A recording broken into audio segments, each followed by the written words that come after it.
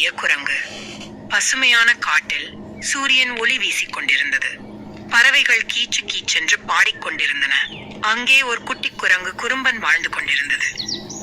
குரங்கு குதித்துக் கொண்டே, ஹாஹா, என்ன அழகான காலை! நான் எங்கு குதிப்பேன்? மரம் மரமாய் ஏறி பாய்வேன்.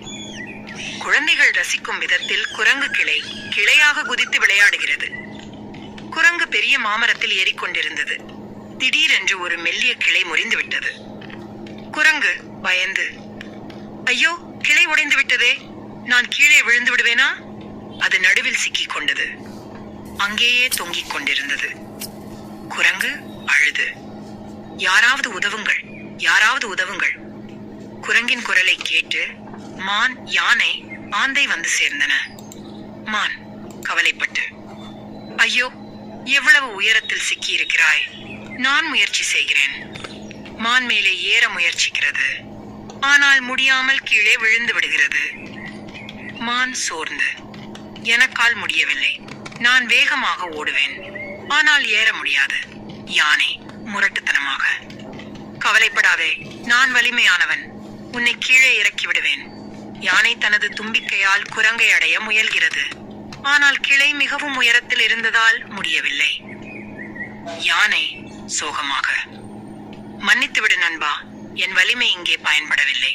ஆந்தை அமைதியாக, நண்பர்களே, பயப்பட வேண்டாம், நான் பறந்து சென்று குரங்கிற்கு உதவுகிறேன். ஆந்தை தனது சிறகுகளை விரித்து பறந்தது. குரங்கு மகிழ்ச்சி, ஆந்தையே, நீயா வந்திருக்கிறாய், நீதான் என் நம்பிக்கை. ஆந்தை மெதுவாக குரங்கின் அருகே வந்து அதன் உடலை சிறிது தள்ளுகிறது. குரங்கு சமநிலையை பிடித்து கிளையிலிருந்து கீழே பாதுகாப்பாக குதிக்கிறது. குரங்கு மகிழ்ச்சியுடன் கத்தி, வாழ்க, நான் மீண்டு விட்டேன். மான், யானை, ஆந்தை எல்லாம் சந்தோஷமாக கைத்தட்டி குதிக்கின்றன. குரங்கு ஆந்தையை அணைத்துக் கொண்டு, நன்றி நண்பர்களே, நீ பெரியவன், நான் சிறியவன் என்று யாரையும் குறைத்து மதிக்கக்கூடாது என்று இப்போது புரிகிறது. ஆந்தையே, உன் சிறிய சிறகுகள் தான் இன்று என் உயிரை காப்பாற்றியது. ஆந்தை சிரித்து, ஒவ்வொருவருக்கும் தனித்தன்மை இருக்கிறது, எப்போதும் ஒருவரை ஒருவர் மதித்து நம்பிக்கை வைக்க வேண்டும். மான் மகிழ்ச்சியுடன், ஆம், நம்மால் ஒன்றிணைந்து இருந்தால் எந்த சிக்கலும் பெரியதாகாது. அந்த நாளில் இருந்து குரங்கு தனது நண்பர்களை அதிகம் மதிக்கத் தொடங்கியது.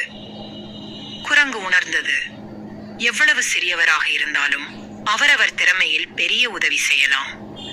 இப்போது குழந்தைகளே, நீங்களும் நினைவில் வைத்துக் கொள்ளுங்கள், ஒற்றுமை, நட்பு, நம்பிக்கை, இவை வாழ்வின் மிகப்பெரிய செல்வம். நண்பர்களே, கதை பிடித்திருந்தால் லைக், ஷேர், சப்ஸ்கிரைப் செய்ய மறக்காதீர்கள்.